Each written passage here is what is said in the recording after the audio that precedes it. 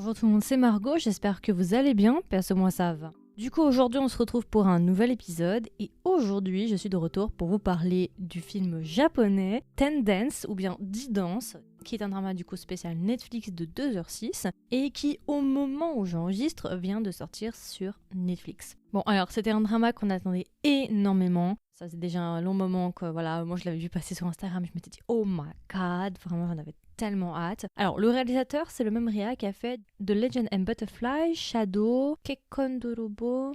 D'accord, oh il a fait quand même beaucoup de choses mais par contre je le connais pas. Million Dollar Man et la scénariste I Want to Eat Your Pancreas. Ah d'accord. Anata no koto wa sore o tomorrow I will date with yesterday's you. Ok, bon, non, je connais pas trop la team, en tout cas ça me dit rien comme ça. Ok, alors du coup, dernier drama Netflix. Autant vous dire le casting pour celles et ceux qui regardent des dramas japonais, vous allez être saucés. En acteur principal, nous avons Machida Keita. Pour remettre un petit peu, c'est l'acteur qui avait joué dans Cherry Magic. Voilà. Et plus récemment, il a aussi fait dans Glass Heart. Pour ça, c'est ceux qui s'intéressent. Il va jouer le rôle de Sugiki Shinya. Et ensuite, nous avons l'acteur Takuchi Ryoma. Alors lui, je ne saurais pas le remettre. Alors, je vais regarder. Blackpink Season 2, Believe Kimi ni Kakuru Ashi, Rakujitsu, Kimi to Sekai ga Owari ni Ase. Roppongi Class, ah le remake de Itaewon Class, d'accord. Comme ça il me dit rien. Mais ça va être un acteur assez connu quand même parce qu'il a fait beaucoup de dramas. Ok. Ça va être notre duo d'acteurs principaux dans ce drama. Après vous avez d'autres acteurs bien évidemment, mais ça c'est vraiment notre duo de choc. Alors rapidement, du coup, de quoi parle Ten Dance? Alors je pense que pour beaucoup, vous allez deviner, ça va parler de danse, et plus particulièrement de compétition de danse. Ça va parler de nos deux personnages qui sont Suzuki et Sugiki, qui sont individuellement des professionnels de danse dans des catégories très différentes. Suzuki, lui, est plutôt spécialisé dans la danse latine, et Sugiki, lui, il est plutôt spécialisé dans la danse, je sais pas trop comment la qualifier, mais tout ce qui est la valse, ce genre de choses. Donc c'est plutôt des danses en salle, plutôt je vais dire ça comme ça. Et du coup, ce sont deux professionnels dans leur catégorie individuelle. Et ce qui va se passer, c'est qu'ils sont à un moment de leur carrière où ils sont un petit peu à leur pic. Et leur but ultime, en fait, c'est de participer aux compétitions internationales et non pas nationales. Et ils vont décider, justement, pour certaines raisons, de s'allier, entre guillemets. Parce que du coup, c'est des danseurs en duo. Donc, chacun des deux hommes ont un duo féminin.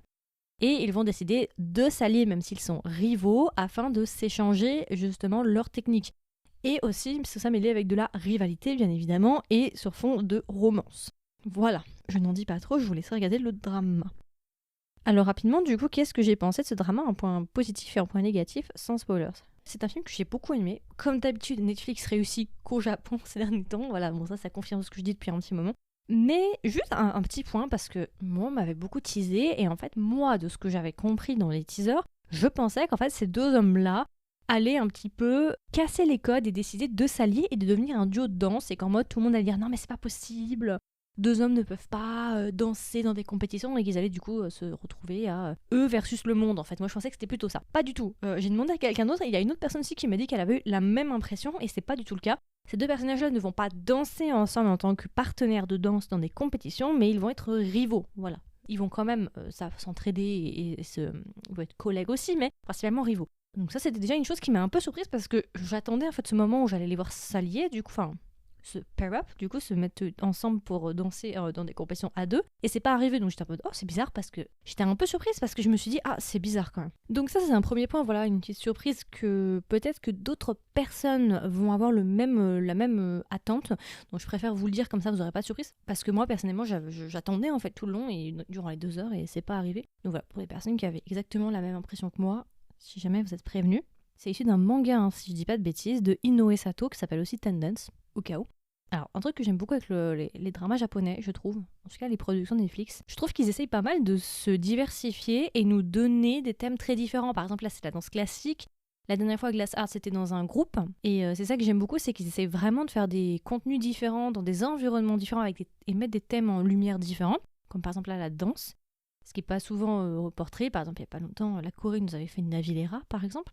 Mais voilà, je trouve que vraiment, ça change un petit peu, tu vois autre chose, je trouve que c'est agréable. En plus, c'est pas forcément de la danse qu'on voit sous des types de danse, des catégories de danse qu'on voit souvent dans les dramas, donc encore mieux. Les deux personnages ont une aura, mais une aura, vraiment, Les deux transpercent l'écran, mais ils ont une aura, mais de manière très différente. Individuellement parlant, il n'y en a pas un qui domine l'autre à l'écran, c'est vraiment deux hommes qui vraiment se partagent l'écran en deux, et il n'y en a pas un qui est plus dominant que l'autre sur l'écran ou qui t'attire plus l'attention que l'autre. Les deux vraiment sont ils ont une forte présence, et ça c'est quelque chose que j'ai noté. Peut-être Machida Keita, peut-être à certains moments, pas tout le temps, mais à certains moments peut-être était un peu plus en retrait par rapport à Takeshi Ryoma, parfois. Et parfois c'était assez l'inverse, donc je trouve qu'il y avait pas mal un jeu de va-et-vient entre les deux, parfois ils se laissaient la place à l'autre pour justement dominer un peu plus l'écran. Je trouve qu'ils vont bien ensemble. On a eu des scènes un petit peu tendues quand même. Je m'attendais pas parce qu'au début, je me disais, bon, est-ce que c'est vraiment tiré biel ou pas? Parce que c'est vrai qu'au début, on n'est pas sûr à 100%, tu vois. Et après, j'ai envoyé un audio à Tati Queen et je lui ai dit, bon, au cas où, rectification, on sait, ça nous est montré. Le doute a été dissipé très rapidement, vers le milieu à peu près. Il y a une tension, il y a des jolies scènes. Par contre, je trouve que, après c'est parce que c'est un film aussi, j'ai un peu eu l'impression quand même que ça a été un peu rushé. Alors malheureusement, ils avaient une limite de temps de 2 heures. Mais je trouve qu'on n'a pas eu le temps vraiment d'installer une réelle tension, quelque chose, un lien entre les personnages. Il est là, le lien, mais je pense qu'on aurait pu faire mieux, plus puissant et plus important. Donc il y a un petit côté, il y avait du potentiel pour faire plus, même si ce n'est pas mauvais, mais on pouvait faire encore plus, je pense. Mais il y a quand même quelque chose. En allant sur cette lignée-là, effectivement, je trouve qu'il y a certains moments qui sont vachement rushés. Des décisions de personnages, l'histoire, le background aussi des personnages qui est quand même un peu rushé. C'est un peu dommage. En vrai, je pense que c'est bien comme... Je pense que ce film, en fait, c'est plutôt un condensé du manga. Et c'est pour celles et ceux, par exemple, qui n'ont pas encore lu le manga et qui veulent avoir un peu un teaser de ce que va être le manga. Mais clairement, ça pourrait être un projet qu'on pourrait faire sur 5-6 épisodes. On aurait pu faire clairement un mini-drama. Et je pense que ça aurait été vraiment très intéressant avec des focus sur la danse et sur des choses. Ça fait penser un peu à Yuri on Ice, pour le coup. L'animé qui est vraiment incroyable, c'est mon animé de cœur avec Kami-sama, Hajime Mashita. Ces deux-là, c'est mes animés de cœur. Et il y a ce côté, du coup, Yuri on Ice, ça se passe. C'est du patinage artistique, mais il y a ce côté justement enfin pas vraiment rivalité, mais il y a ce côté un peu apprentissage, tension, amour, voilà quoi. Je vous en dirai pas trop. Mais non, les deux personnages sont très beaux, magnifiques, mais ils ont un charme très différent. Il y en a un, il a un charme plutôt restreint, dans la restreinte, plutôt dans la pudeur, et puis il y en a un qui est vraiment caliente quoi. Donc c'est deux hommes très beaux, mais de manière très différente. En tout cas, vous en aurez pour vos yeux, moi c'est tout ce que je peux dire. Il y a des belles scènes shortless. Donc après voilà, c'est pour la science comme toujours, c'est pour l'amour du cinéma bien sûr, mais voilà, je pose ça là pour celles et ceux qui seraient intéressés. Vous allez vous faire plaisir. Voilà. Ouais. N'oubliez pas vos lunettes si vous êtes myope, parce que vous allez déguster. Voilà, c'est tout ce que j'ai à dire. Non, en règle générale, bonne production, des bons acteurs. La seule chose, mais ça c'est le problème très régulièrement, le seul petit souci que j'aurais peut-être à mettre, c'est peut-être que bon, c'était un peu rushé et il y a des moments où on allait un peu trop vite. Mais en règle générale, ça reste quand même un bon film. Je crois qu'il a très bien fonctionné et je vois les notes sur My Drama List et je suis d'accord, 8.8, oui, clairement, il les mérite. Donc c'est une bonne production et je suis pas surprise parce que Netflix, les seuls projets qui réussissent ces dernières années, c'est le Japon, parce que la Corée on peut pas en dire autant, mais non, en plus depuis le temps que je disais ouais Netflix, quand est-ce que vous nous faites un contenu un peu biel production de Netflix, ils m'ont enfin entendu. Il était temps quand même, parce que bon, Netflix arrive un peu après tout le monde quoi au niveau du contenu queer, biel.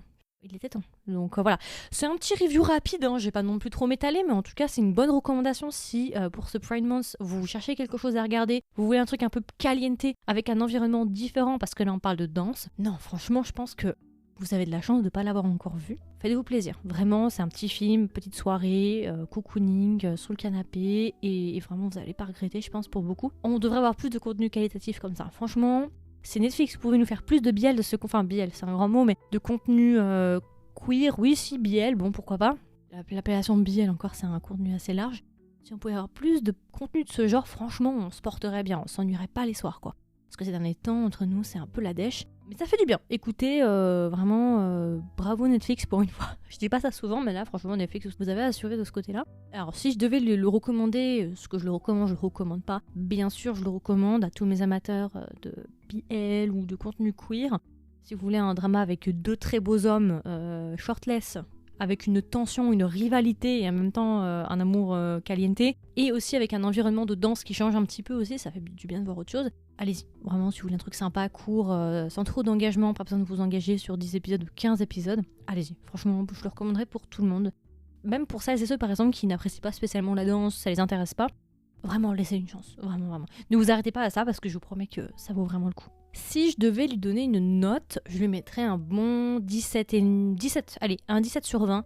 Ça fait longtemps là que j'avais pas eu un bon drama, ça fait plaisir. Franchement, quand il y a des bons comme ça, faut les noter, faut vite se dépêcher de faire un épisode et en parler parce que il y a tellement peu ces derniers temps que ouais, c'est un peu la dèche, c'est un petit peu la famine ces derniers temps. Donc voilà, c'est à peu près tout du coup pour mon review assez court sur Tendance, ou bien Didance, comme vous voulez. Comme d'habitude, n'hésitez pas à me donner vos retours. Est-ce que vous avez vu le drama? Si vous l'avez vu, est-ce que vous l'avez aimé? Vous ne l'avez pas aimé? Si vous ne l'avez pas encore vu, est-ce que vous comptez le voir et lui laisser une chance? Il y aura une section commentaires si vous m'écoutez sur Spotify et sur YouTube. Si jamais vous voulez être au courant des dernières sorties du podcast, n'hésitez pas à vous abonner. Et si jamais vous voulez m'aider et me soutenir, n'hésitez pas à me laisser une note, soit sur Spotify avec un nombre d'étoiles, ou bien sur Apple Podcast avec un review. Soit en passant, ça m'aide vraiment beaucoup. Je remercie d'avance toutes les personnes qui prennent le temps de me laisser un petit commentaire ou une petite note, ça me fait vraiment plaisir. Et puis écoutez, on se dit du coup à la prochaine pour un nouveau drama. Bye bye.